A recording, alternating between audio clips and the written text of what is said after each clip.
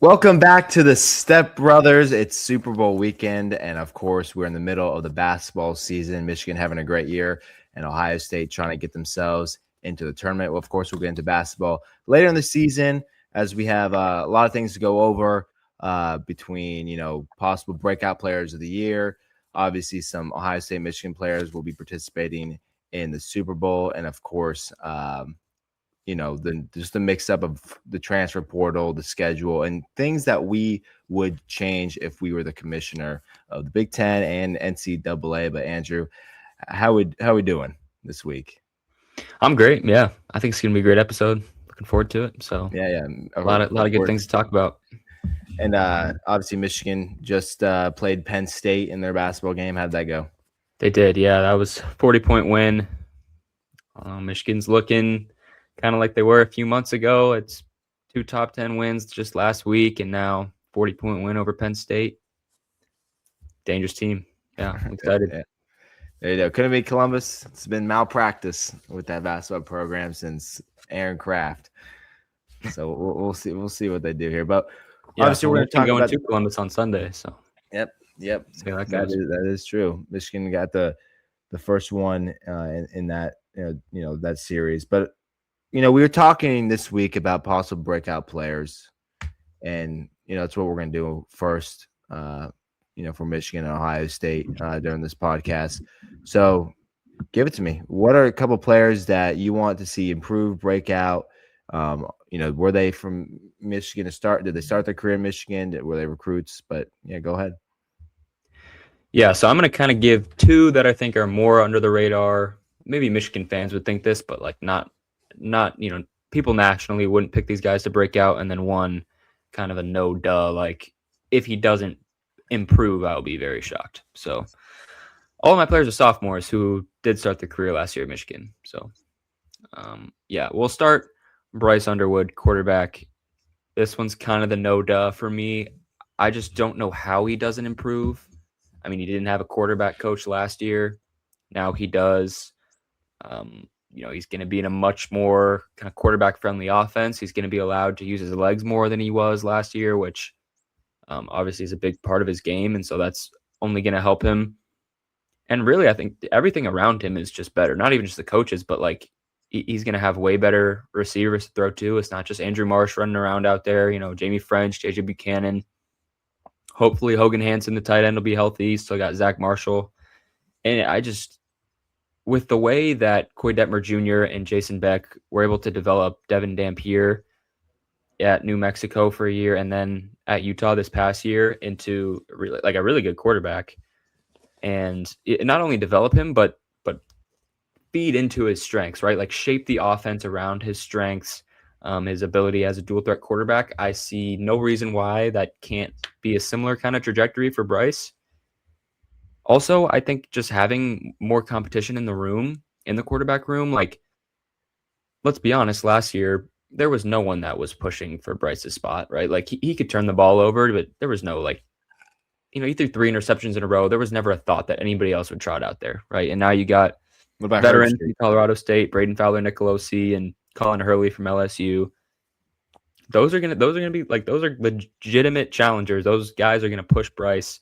And I don't think they're going to take his job because I think Bryce is for sure going to be the starter, but it's healthy competition, and I think it's only going to benefit him. So what do you think? If I'm not wrong, he threw for 9 passing touchdowns? I think it was 9, maybe 10 after the bowl game. Can't remember. Yeah, so obviously he's a true freshman, but that, when you're not the number 1 recruit in your class, you're never going to expect a Trevor Lawrence, Caleb Williams. I mean, that is generational. Right. So, but to go out there and kind of, obviously there was a lot of talk about his footwork and his arm action. And I don't know if that's, problem because of, no coach back there working with him. But yeah, there has to be improvement for Bryce Underwood. Or you're looking for 3 years in a row of missing the playoffs. I mean, you got to have an elite quarterback to be in the playoffs. Yeah, and this offense is going to go as far as he goes, simply put. I mean, the team might go as far as he goes. Like, you need that great quarterback play. You saw what that looked like with J.J. McCarthy. I see no world in which he doesn't improve. It's just, how good can he be? Can he make a huge jump going into year 2? I think he can. So that's kind of my first there. Then we'll go into 2 that are a little bit more under the radar. First, Nathaniel Owusu-Boateng, linebacker. This is a pick partially because Michigan just lacks clear kind of quality linebacker depth. They brought in the guy from BYU, guy from Michigan State, who I don't think are going to play very much, maybe on special teams. And then Nate Staling, who is coming over from North Dakota State. I think he'll play. I don't know in what capacity. I hope he can be a starter and really good. But Nate Owusu-Boateng is a young guy who the coaches absolutely rave about.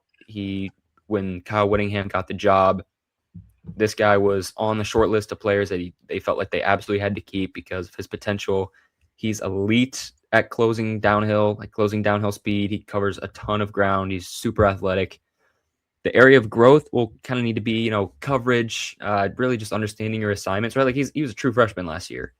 So there's going to be a bit of a learning curve. Can he understand the scheme? Can he be, if he is like a green dot type of guy, can you put him in that situation? Do you feel comfortable that he can lead the defense in that way? That's kind of where you hope to see growth. But as a pure athlete, from a talent perspective, this guy has all the tools, and I think he could be really good for Michigan, possibly their best linebacker this year. Yeah, I mean, you're talking about a defense that lost a good amount from 2025, and some transferred out. I believe one of your guys you're looking for to start this year transferred. Yeah, linebacker. So yeah, I'll say the linebacker room was loaded last year with Ernest Hausman, who didn't finish the season with the team. Jayshon Barham, who played mostly at edge, but he's a linebacker. Jimmy Rolder, who's going to the NFL, and then Cole Sullivan, who transferred to Oklahoma. That's what I'm thinking of, Sullivan. So there's a lot of room for a young guy like Boateng to step up.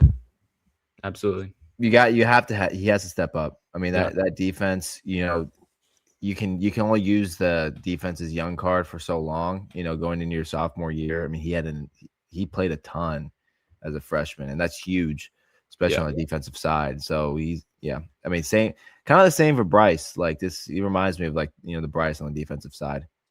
Yeah, he played a lot in the bowl game. Like it's not like he has no experience. Like he saw rotational snaps. Yeah. It was just a loaded room, and the way that Jay Hill runs his defense, it's very dependent on the linebackers. I mean, at BYU the last 2 years, it's I think top 1, 2, and 3 on the defense and tackles were all linebackers. So he really relies on linebackers to come actually make the tackles. He uses his defensive fronts to kind of force the offense to go a certain way and let linebackers kind of clean it up, if that makes sense. So definitely a very reliant on the linebackers, and I think Boateng could break out. So, all right, let's go to my last one. This one is probably one that Michigan fans just really hope could happen because of the talent that he has. Nate Marshall, defensive end. He was a very highly touted recruit from Michigan. He was committed to Michigan, then flipped to Auburn for a little while, and then ended up back in Michigan's class. This dude is just an elite pass rusher. Even as a freshman, he came in on some third downs and obvious passing situations. And his pass rush move arsenal is already elite, I would say. I mean, he's super athletic. The kind of area where he has to improve or has to improve from last year is like fitting the run, right? Being that force defender out on the edge, understanding your assignment, things like that, not getting blown off the ball in the run game. That's kind of where he has to grow. But as a true pass rusher, I don't know how many guys on Michigan's roster outside of John Henry Daly are maybe as talented as him. So kind of in a similar way to linebacker, I think with the guys that left, right? Derek Moore obviously was Michigan's best edge last year. Jayshon Barham's leaving. TJ Guy is out of eligibility. Young guys are going to get their chance. I think hopefully, John Henry Daly is coming back from an injury, but hopefully he is fully ready to go by the season.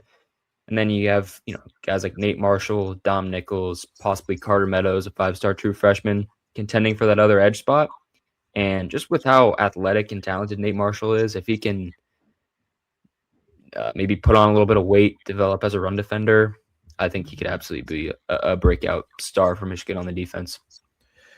I don't know many when I think about the last teams that have competed for national championships. I don't remember the last time one of those teams didn't have a defensive edge that was top notch, elite, NFL caliber. Absolutely. I mean, obviously, last year with Ohio State or 2 years ago, they had JT Tuimoloau, Jack Sawyer, Kyle Jackson, Caden Curry. So you have to have someone, and Nate Marshall, he can be that next guy for Michigan. He's definitely got the talent.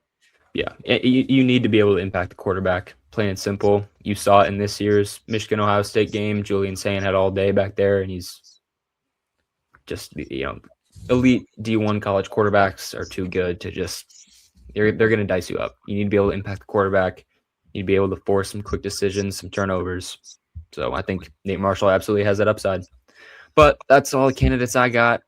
Let me know. Let's get into Ohio State now.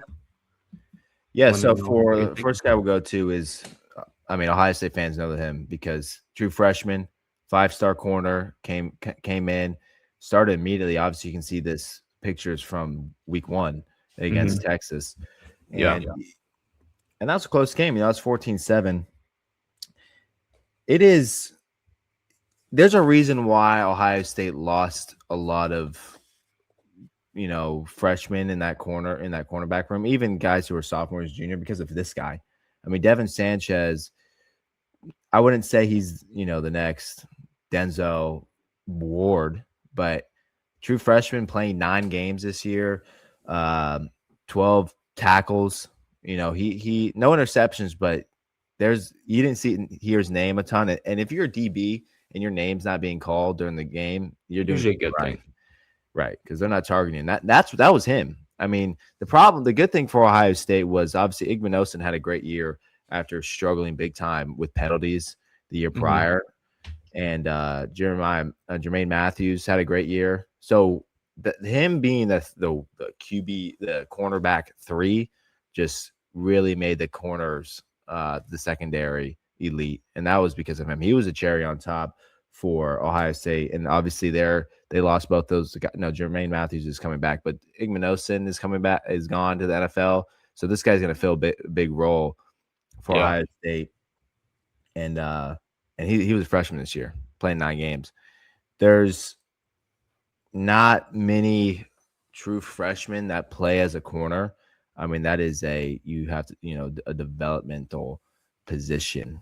So this was a great, recruiting by Ohio State with Devin Sanchez.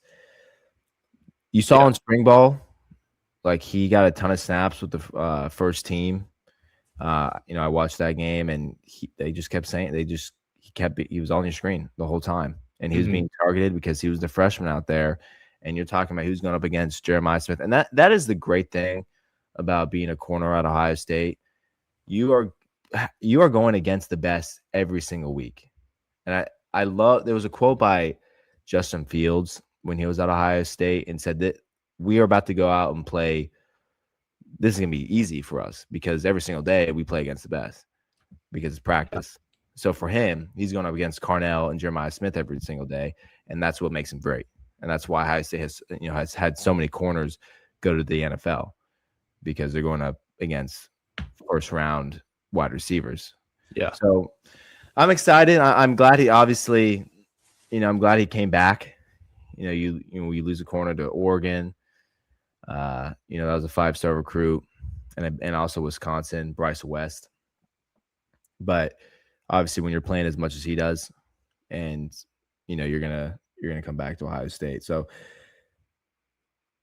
the reason why I have him as breakout is because what he showed when he was on the field. He didn't play all 12 games or the regular season. He played 9 in total, and that's including Miami and Indiana. So the fact that he's playing in those games and against Texas, that I'm looking for a Denzel Burke before he was going into the NFL draft year, when they won the national championship. He struggled. Obviously, Burke struggled a little bit, against Oregon, but he ended up finishing the year strong. So same thing with Devin Yeah. Sanchez.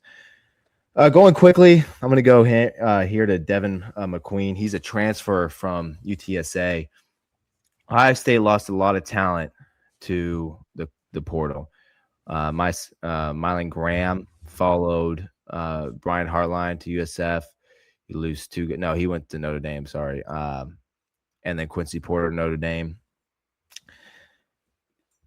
When obviously it's a heartbreaker when you lose Hartline, but Ohio State has had elite wide receivers for a long time, including Brian Hartline when he was here in Columbus, 07. Cortez Hankton, new wide receiver coach. As you know, this guy right here, McQueen, he's had 1,600 yards in his 3 seasons against UTSA. I've seen him play before, actually, against North Texas, and this dude's fast. This guy is going to play slot. I am wondering what they're going to do with Brendan Ennis, because these two guys are kind of more in the slot, but I'll see McQueen probably playing that X position. I'm expecting that with Brandon Ennis, closer to the line. But definitely excited about him. I think they got a couple wide receivers, and I think this guy he'll be the starter week 1. So going next is Edric Houston. I say fans know this guy. He's another 5-star recruit like Devin Sanchez. Taking up the whole screen. The year prior, yeah, he is. He's a big dude. He was recruited as an edge, but played a ton of inside really next to Caden McDonald because of Keada Jackson Jr. and Caden Curry. This is Ohio State's next great defender. At least that's what Ohio State is expecting.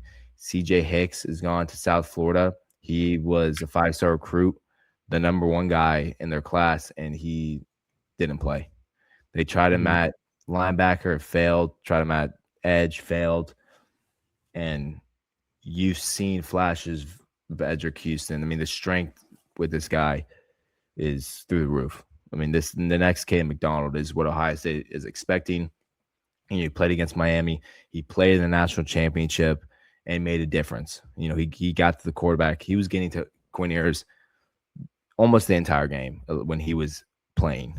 So expecting something big from Edric Houston, especially with what they lost on that line with Caden Curry and Caden McDonald.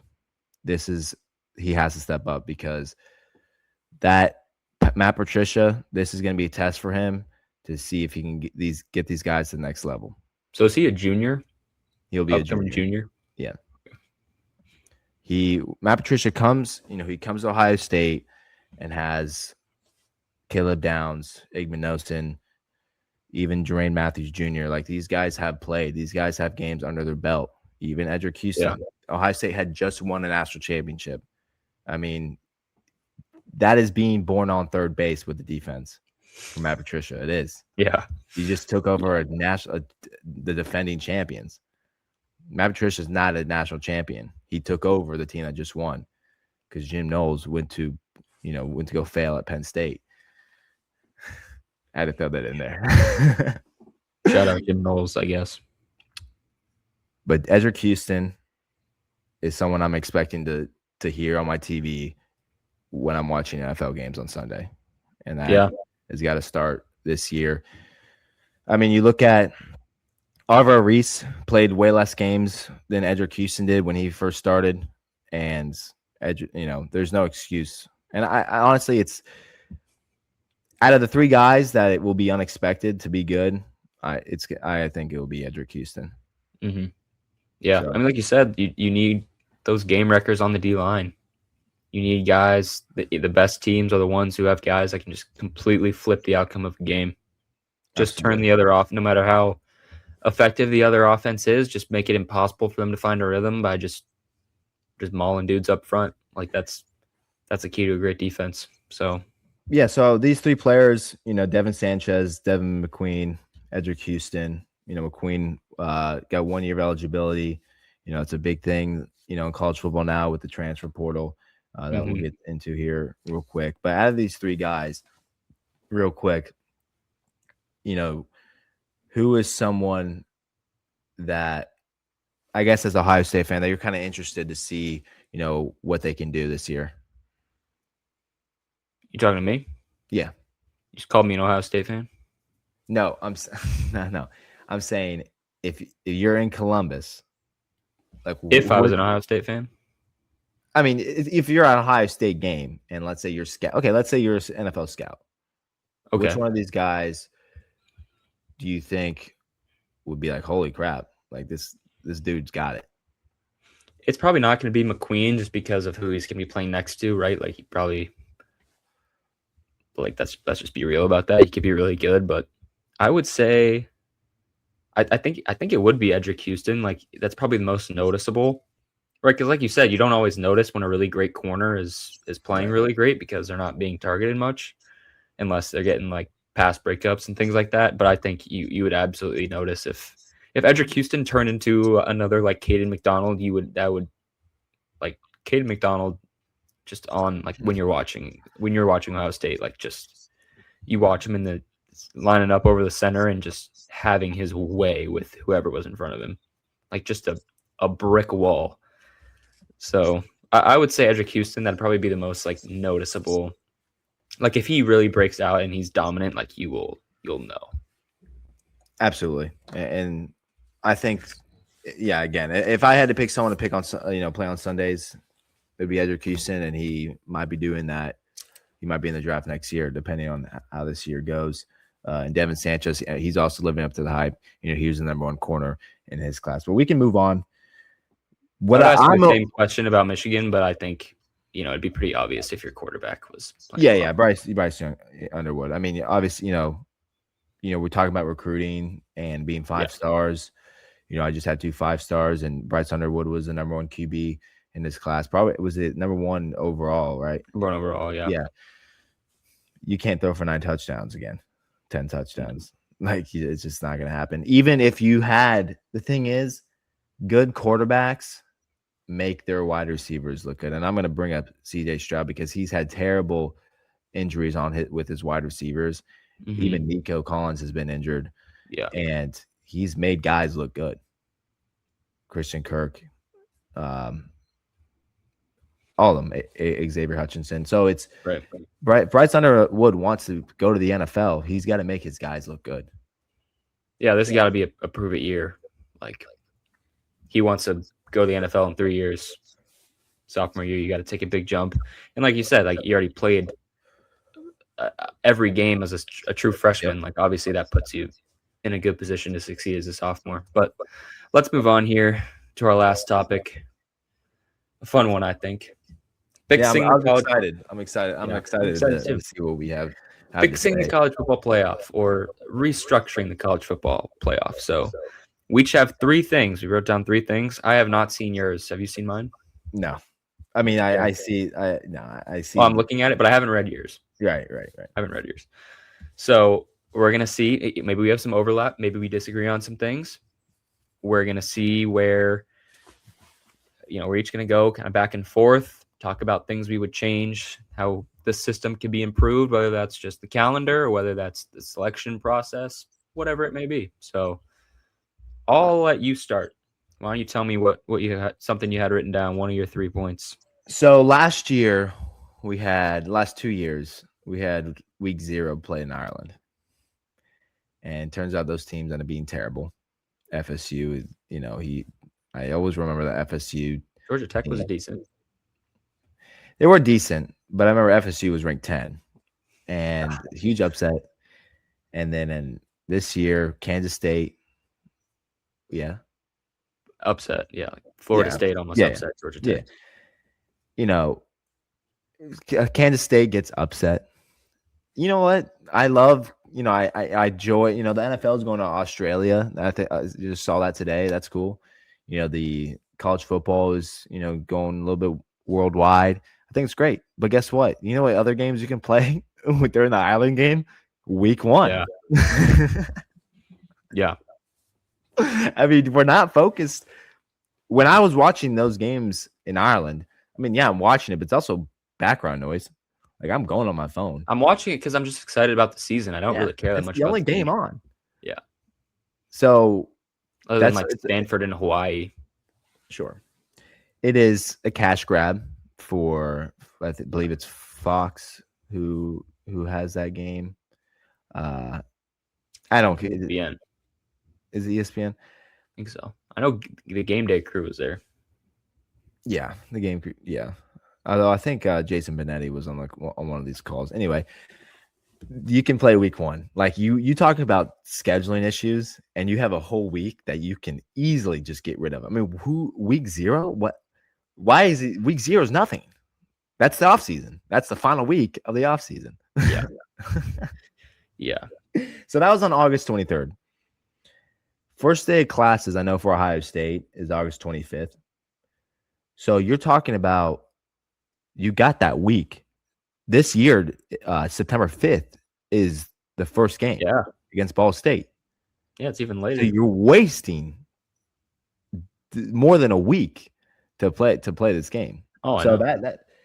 So get rid of week 0, make it week 1. That's my first. So, for my first point, we have some overlap here. I'm going to pull this up because I just kind of wrote about the calendar in general, and I have a potential what I think is a fix. So I don't know why I didn't put a date there for the 2026, but it's supposed to be September 5th, not September 2025. You can ignore that. But yeah, like I agree. Just move week 1 back. It gives you more time at the end of the year rather than having games, your season end in almost February. The students are already there, like you said. I think that makes a lot of sense. And that allows you to have, kind of fit the earlier rounds of the playoff in before New Year's, things like that. So I agree there. Move week 1 back. And then you have Selection Sunday is a week earlier. And then you kind of you get to move all these games up, right? You see first round. I just put the Saturday of the week that it would be. It doesn't have to be on Saturday, but December 12th, 19th. So you're on to the semifinals before Christmas. And then you can still keep your semifinal on the 31st and the 1st if you want, rather than January 14th. I mean, are we serious? Like, I don't know why there's the need. Not only is it too late, but I don't know why there's a need to have like 10 to 14 days in between every single round. I get it for the national championship, like, because that's how the Super Bowl is too. But yeah, January 25th, like, are we serious? What are we doing? To me, the national championship ideally would be like done by New Year's Day, but with this schedule, like, I think before January 10th is more realistic. But I think just how I felt about this season, you can let me know what you think. It felt so over way before it was actually over. Oh yeah, I mean, the only reason you're like I was like months removed from feeling like I was in college football season, and then the national championship was being played. Absolutely. I mean, the only reason why the last couple of years we were invested for so long is because Michigan, Ohio State went back to back. But for the average fan, it's like, the national championship is this week. Oh, it's on a Monday. I thought they owned Saturdays. I thought college football was Saturdays. So that's another problem. But you have just days being wasted. I mean, Selection Sunday, let's just say this current calendar for this year, it is on the 5th, and the first round is 12 days later at a minimum. What the hell is that? When most of those teams aren't playing in a conference title game anyway. They're not. What? So, 8 of them maximum. Yeah, and I guess the ones that do are playing in a bye anyway. Usually, didn't even freaking make it. Yeah. So I think I put, you have the Army-Navy game. First off, that is another thing to me, because one year, one of these teams is going to make the playoff, and they're going to have 11 wins. True. We'll get there when that happens, I guess. But so I left that in there for that like December 5th weekend, and then you can start the playoffs. But I think I'll let you move on to your next point. But it's just the calendar is so bad. And in this way, if you have it this way, the portal, even the national championship teams, say the national championship's on January 5th, which I believe the first when Ohio State played Oregon in 2015. I believe that's the day it was on. You said the 12th? The 5th. I can check. I got a ball that says it, but it's over there. I can check it here in a second. Okay. But it might be I'm pretty sure it's the 12th. Oh, all right. Well, I know Michigan played in 2023 on the 8th, and that felt good. So that's pretty good. So if the portal opens on like January 2nd, like it did this year, that's pretty much everyone's season is over except for the national championship teams. But then their season's still over in the window, like January 25th, the portal is already closed. Like winter classes have been going for like 3 weeks at that point. It just makes no sense.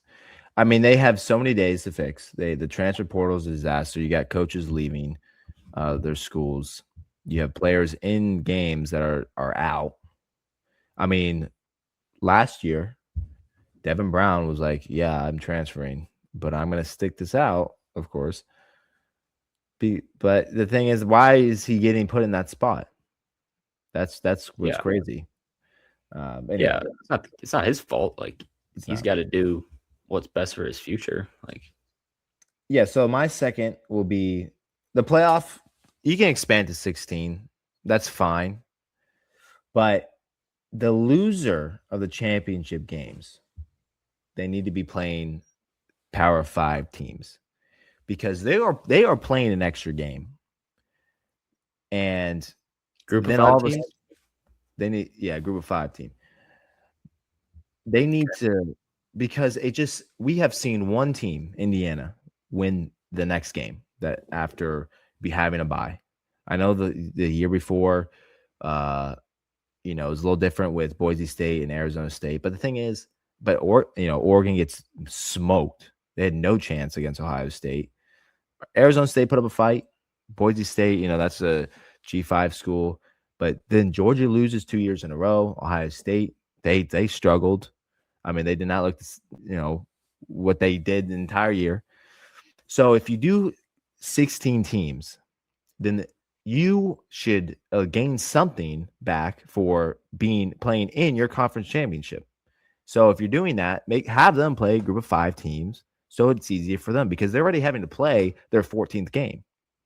And they get less rest time than, like Indiana had this year compared to Ohio State because if they don't get that bye. Right. I get what you're saying. I feel like I'm not really in the camp that you should not be penalized for losing. I don't think it should drop you out of the field. But I don't think that, if you lose your conference title game, that's I think that matters still. It does matter, but I have a problem with playing 13 games. There's a reason why people don't want conference championship games anymore. Why would, let's say, Miami, if they were playing in their conference championship game and lost, they would be done and Notre Dame would be in. Well, you just got the example this year of why they shouldn't play in the ACC championship because they got in over Notre Dame. Even though they went to go play a 13th game when Notre Dame gets to sit on their ass and not be in a conference because they want to make money with NBC. Yeah, that's a good example. I see what you mean. So I'll go into my next point because I think it kind of ties in. Yeah. My point was, I think a big part of the debate is all right, well, with 12 teams, I didn't even talk about expanding to 16. That's fine. I'm fine with 14. I'm fine with 16. I'd rather just keep it at 12. But 24, absolutely not. No, it's too much. No.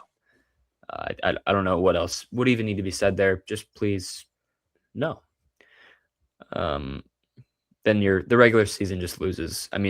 Our teams could, play 4 good teams and beat one of them, and you're in the playoffs.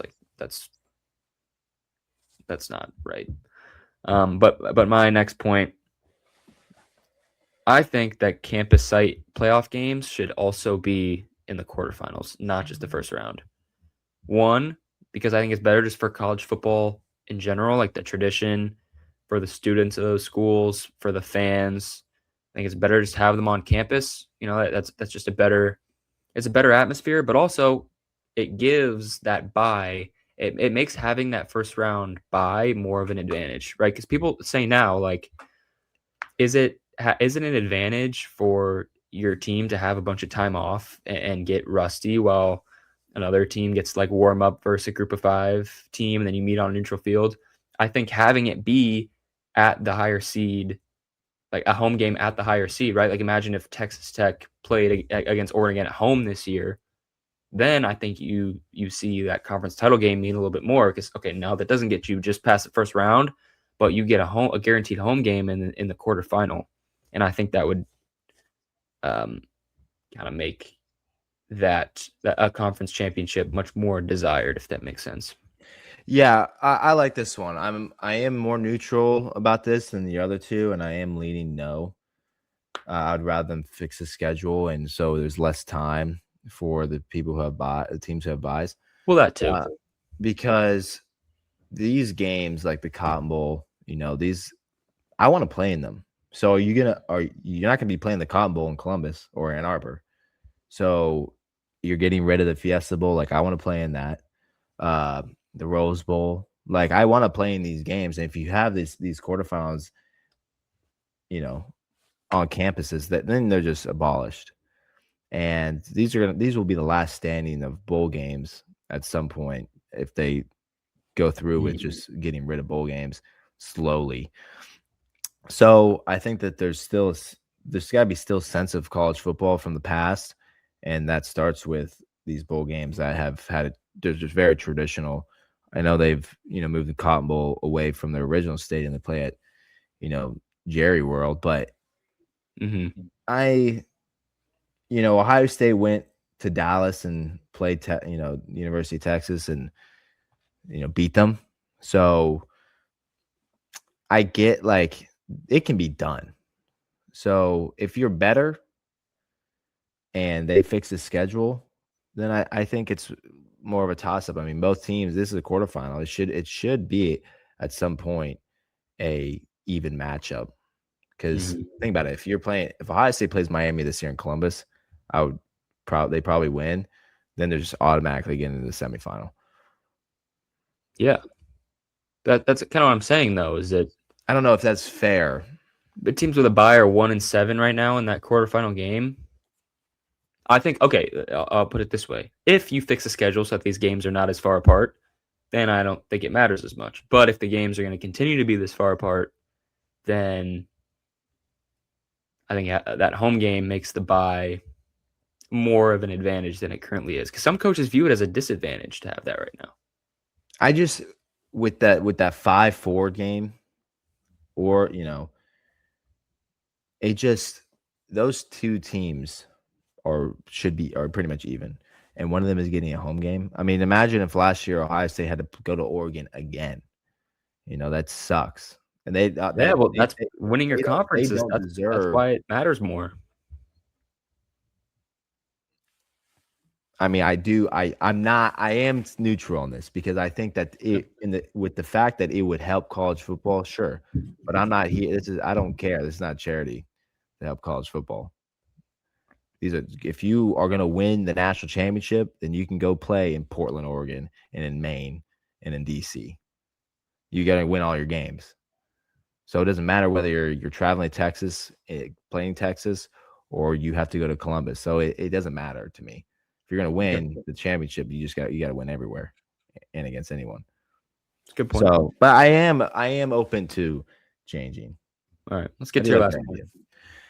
My last point is students, the athletes that go to their schools have to commit for 2 years.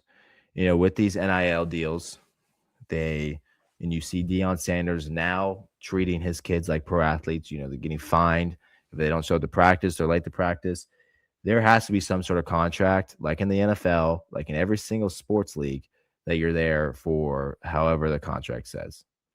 And if you're committing to a school for what is projected to be only 4 years, you got to be there for just half the time, because there's no reason why Quincy Porter, for example, should be in and out because he's upset that Chris Henry Jr. is making the same amount as him. Yeah. It's destroying college football. I mean, you're talking Arvell Reese. He sat on the bench for 2 years, played a good amount his sophomore year, but didn't start. And then all of a sudden now he's projected number 2 pick. So you don't need 3 years to be good. And it also, we've seen with Joe Burrow sitting for 3 years and getting his chance at LSU, that you don't need to play for 3 years and become elite. So you can be developed just practicing. So 2 years, I mean, it really is not an issue. And the problem, if I'm a devil's advocate, then the school might have leverage on you because you can't leave. Mhm. So, okay, you don't perform, we're gonna down your whatever quote salary to $100,000 because we get to be here anyway, so we're gonna save money. I see that. Maybe there should be a floor in terms of how much money you make, and also should be a salary cap as well. But Mm. this transfer portal stuff has over 1/3 is entered the portal. I mean, that's Something like that. it's going to be more and more every single year. And the thing is, it's easier because you can just go to the portal like Miley Graham and then come back because you didn't like your options, you didn't like the money that was given to you. Then just come back, to Ohio State, whatever. And here he is now developed because he sat for 2 years and it's probably going to be good. So that's my last point. To me, 2 years is nothing. It flies by, and you're still going to develop. There's no issue with being out of school for 2 years. And it just helps with the scheduling and the chaos that this system has allowed with college football. Yeah, I don't hate this. I think that's definitely possible. I will say this already exists at some places. Andrew Marsh at Michigan, for instance, just signed a 2-year deal. I don't know how you enforce that, right? Especially like the thing that I keep coming back to is a lot of these kids, not the ones that you see on the big names, but a lot of these kids are transferring for reasons other than just football, other than just money. I don't know how you go about all of that. Maybe it's just, some guys are on 2-year deals. Maybe, I don't know. I'm sure they could work out a way, but yeah, like you said, the system is, in this past year, really, like, it's become apparent with most of these kids having agents where the portals they're not really looking to better their situation, at least on the field. Like, they're just trying to drive their price up. Yep. Maybe see if there's a better offer for them.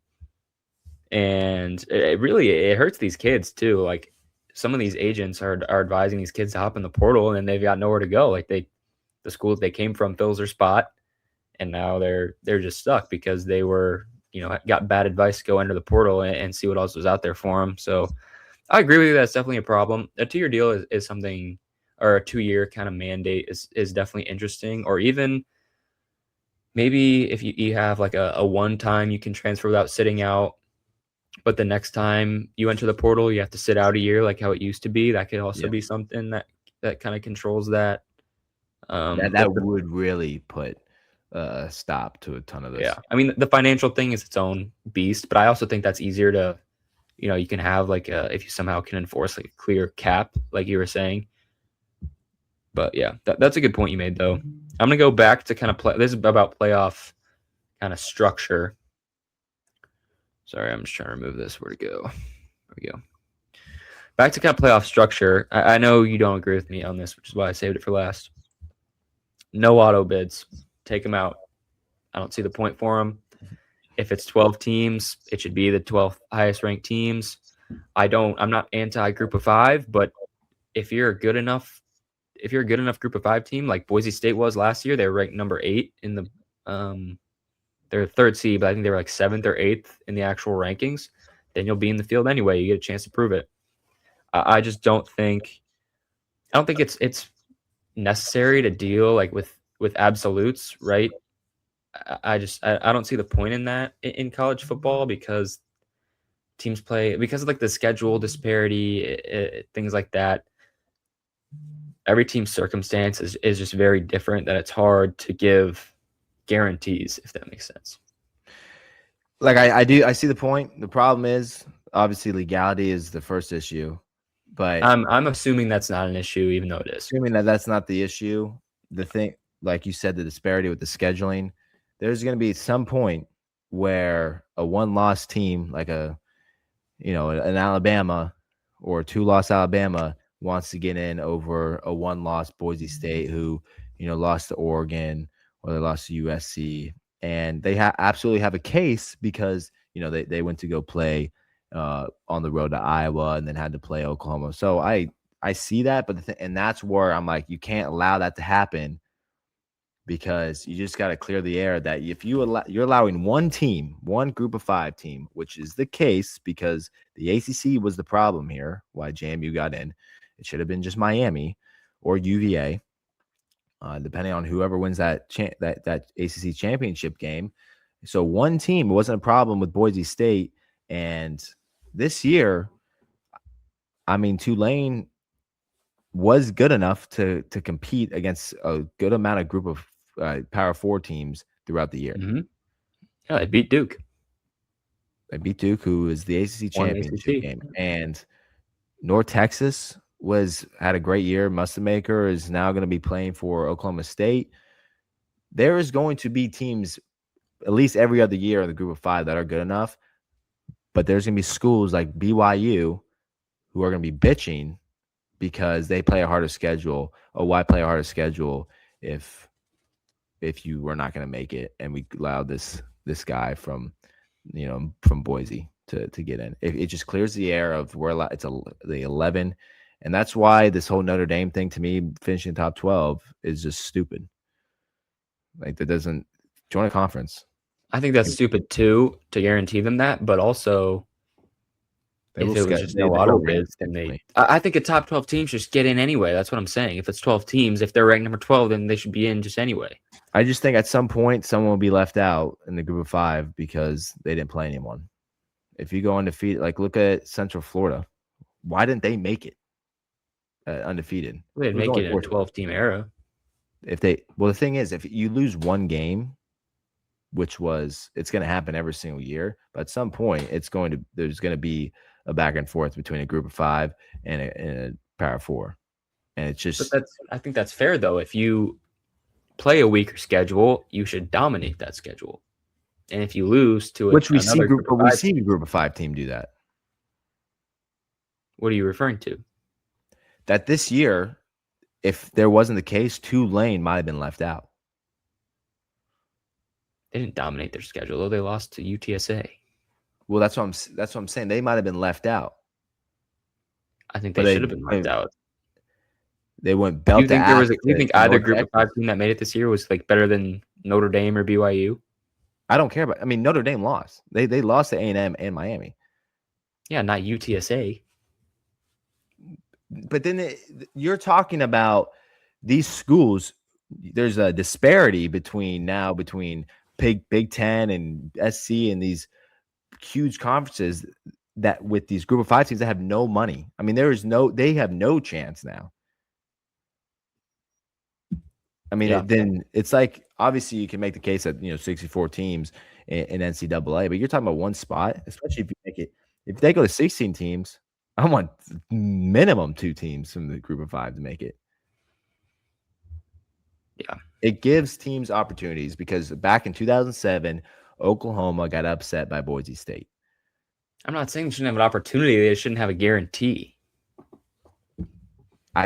You're talking about a committee that is so untrustable with their decisions. If we were in that room, and I would respect it. I would maybe respect, okay, top 12 teams.